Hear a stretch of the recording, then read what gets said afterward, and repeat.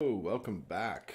It's good to be with you once again. I'm Jim LaPierre. This is Sober Now, and today we're talking about having a loved one in active substance use disorder. I would love to hear your questions and comments.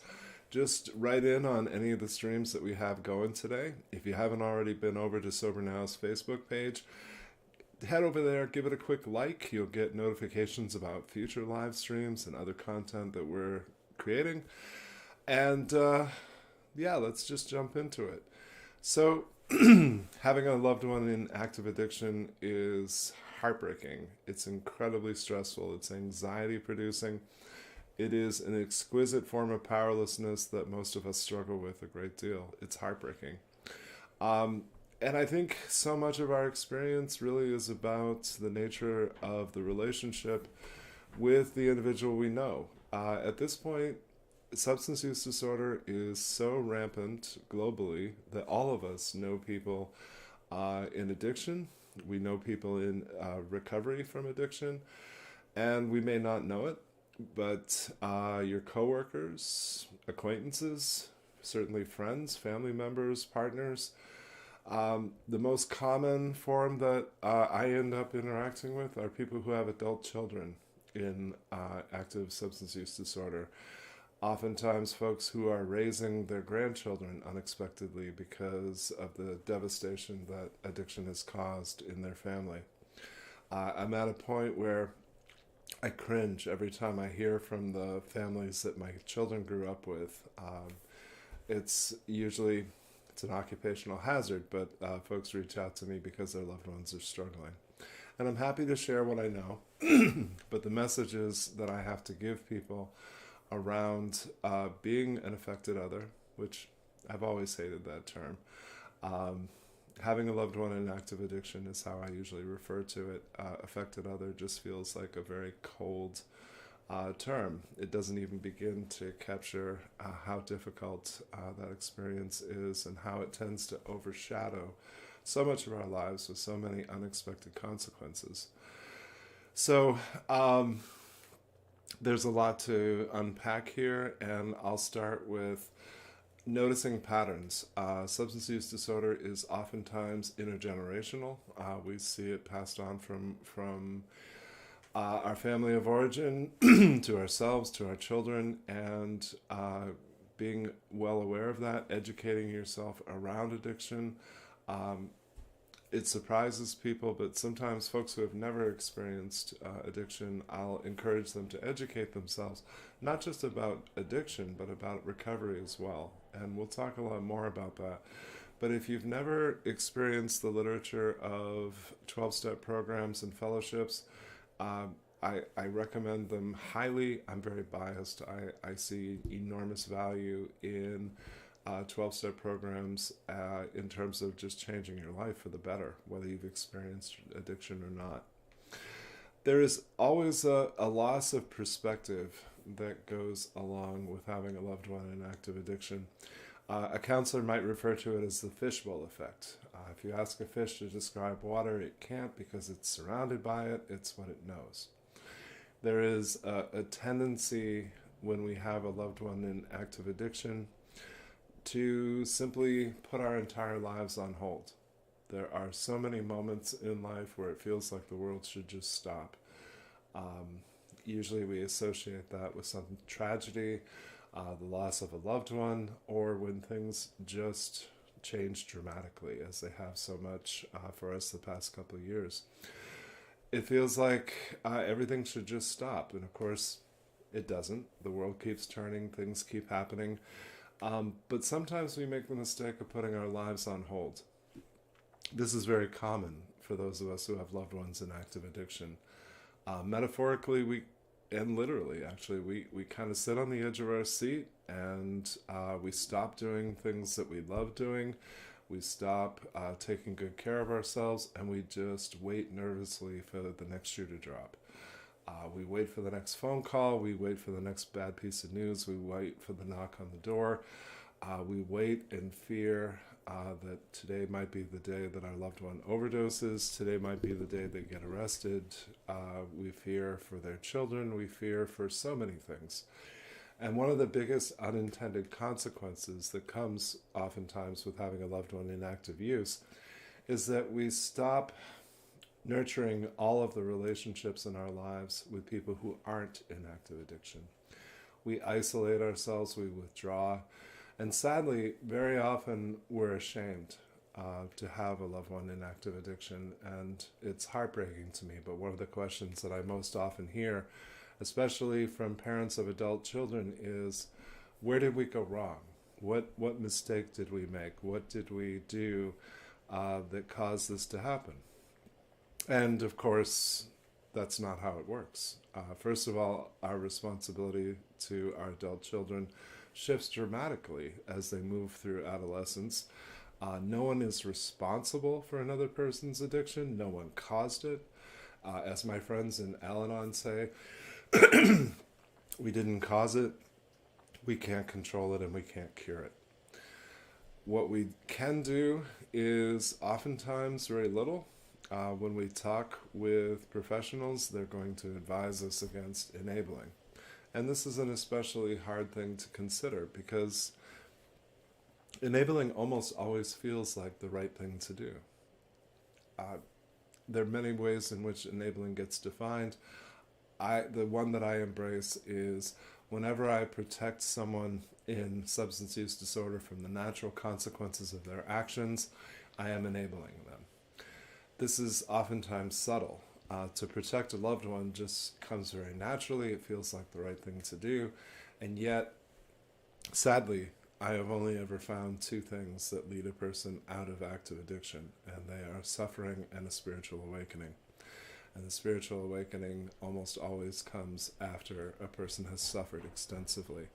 So when we rob a person of suffering, we take away their motivation to change. It's very hard to understand addiction if you haven't been up close and personal with it. Everything about it just seems so completely irrational. It's completely counterintuitive. And we oftentimes will marvel and say, well, what is it going to take for them to wake up? What is it going to take for them to realize? And this is well-intended but terribly misguided thinking. Substance use disorder is a brain disease. It insidiously strips away everything that's good about a person. It warps their perception. It takes away their freedom. And substance use disorder, of course, is unique in that it's the only disease that we consider or debate. Is it a disease? Is it a lack of willpower? Is it some personal defect? No, it's a disease. Every medical organization says so. Every psychological, psychiatric organization agrees this is a disease, and what it takes to overcome it is a great deal. Folks often ask me if they can force their loved one in active addiction to receive treatment, and no, that is not possible. The only way that is even conceivable is if your loved one is currently medically compromised, they are overdosing, in which case I hope that you have Narcan on hand, and I hope that you've been trained in how to administer it. Short of an overdose or a life or death medical situation, we can't force people to receive treatment. And even when we do, that will only last until they are medically stable, so usually less than 24 hours. Folks often ask me about doing interventions. And I usually have to educate folks about those quite a bit. What you see on TV, particularly in shows like Intervention, are usually not accurate depictions in my experience. What most often happens when we organize an intervention for a loved one in active addiction is that as soon as they realize what it is that's happening, they become combative, they become abusive, or they simply leave. Sure, there's a rare experience where some folks will have an epiphany, have a greater awareness. More often, the person who is professing to thank you for intervening is probably manipulating, and this is one of the aspects of active addiction that doesn't get talked enough about. People in active substance use disorder are always master manipulators. It is always a compulsion and a drive to avoid withdrawals, because progressively addiction isn't about enjoying the effects of a substance. It's about avoiding the consequences of long-term use and not experiencing acute withdrawal symptoms by any period of abstinence. So when I've done interventions professionally, it was not because the family believed that their loved one was going to have a grand epiphany and immediately check themselves into treatment, but rather because the family simply wanted to express concern and wanted to set boundaries for how they would be relating to each other going forward, both with the person in active substance use disorder and with each other. Because again, too often we end up neglecting our loved ones who aren't in active addiction. We sometimes worry about what information to share. We have some really misguided notions about what it means to be strong. We confuse that with stoicism. And too often we miss so many opportunities to meaningfully support one another. We have this idea that we don't want to worry other people. We have this idea that we don't want to impose or be a burden upon them. And so we end up struggling alone, which is absolutely heartbreaking. And it's a great way to kind of shine light on how addiction affects the entire family, not just the person in active addiction. How it arrests growth and healing and development and anything that might be natural within a family. It's oftentimes hard to know where the line should be drawn in setting healthy boundaries and ensuring that we're not enabling. I would say anything healthy that you're willing to do for your loved one is not enabling. So bringing them food, helping them to get medical care, being available to support anything that's healthy, whether that's bringing them to a doctor, a harm reduction clinic, bringing them to medicated assisted treatment, bringing them to meetings, counseling, coaching, anything that is healthy is absolutely a very loving and healthy thing to do. Caring for the children of those in active substance use disorder is where a lot of us find ourselves. All of this, of course, is overwhelming. And so I'm always encouraging folks to listen to their gut feeling, but also to reach out to folks who are going through similar things. And those are available quite often in community recovery centers. We have support groups for people who are going through having a loved one in active addiction. This, of course, happens in Al-Anon meetings and Nar-Anon meetings worldwide, and their literature is extraordinarily helpful for helping us examine ourselves and our experience, because we tend to be so externally focused and fixated on what it is that our loved one is doing, while not noticing that we ourselves are doing a lot of things that are unhealthy, both to ourselves and to our family. And so the challenge that I'm often offering to folks is, I hope and pray that your loved one is ready to get help soon. But my question is, how healthy will you be when at last they're ready to reach out? Because too often we just become angry. We realize on some level that we're not attending to ourselves and our lives. Our health has declined, and we've accumulated resentment. We are waiting, and the longer we wait, typically, the more we feel depressed, the more we feel disappointed. And for a lot of us, especially as adult children of alcoholics and addicts, particularly as people who have been exposed to addiction in the past, what we're unaware of is that we're accumulating resentment, we're angry, and we tend to hold everything in. And so being able to vent, being able to talk to people who have lived experience, that includes talking with people in recovery. I oftentimes will recommend to folks who have loved ones in active addiction, you deserve to get your questions answered. You need to also see that there is recovery in your community. You need to be talking with people who have lived experience and who have overcome the disease, or in an ongoing sense are overcoming the disease of addiction. So I think, attending a 12-step meeting, attending any kind of function that is geared towards addiction recovery is invaluable, will provide an enormous amount of insight, and hopefully answer questions that you have about your loved one, but also reorient you towards your own self-care, your own basic life needs, and to reinvesting in things that you've probably put on hold, reinvesting in your other family members, your friendships, your hobbies, reinvesting in your career, in exercise, in very basic parts of life that, again, we tend to put on hold.